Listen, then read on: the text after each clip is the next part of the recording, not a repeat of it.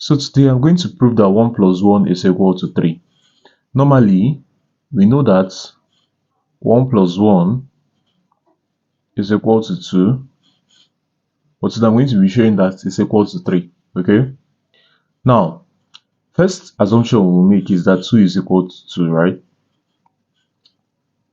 Now, 2 now can also be equal to 2 minus 5 over 2 plus 5 over 2. Now, minus 5 over 2 plus 5 over 2 is 0. Okay? So it's still equal to 2.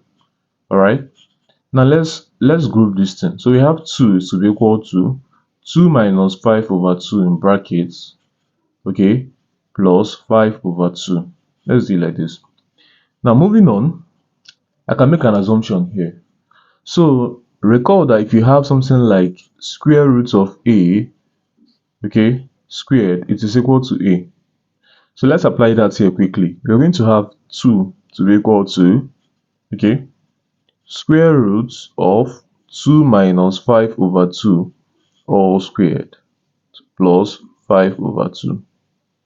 Okay, continuing, we have that 2 is equal to, now this is now square root of 2 minus 5 over 2 multiplied by 2 minus 5 over 2 plus 5 over 2. Okay, now we have that 2 is equal to square root of 2 times 2 is 4, 2 times minus 5 over 2 is minus 5. Okay, minus 5 over 2 times 2 is minus 5, and minus 5 over 2 times minus 5 over 2 is plus into 5 over 2 all raised to power 2 plus 5 over 2. Okay, now this becomes that 2 will become equal to square root of minus 5 is minus 10 plus 4 is minus 6 plus this is 25 over 4 plus 5 over 2. So we have that 2 now becomes equal to, now we have here 4, and then we have minus 24 plus 25 plus 5 over 2.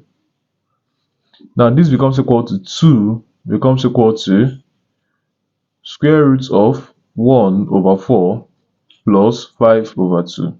Okay, 2 now becomes equal to square root of 1 over 4 is half plus 5 over 2. 2 becomes equal to, LCM is 2, so we have 1 plus 5 all over 2.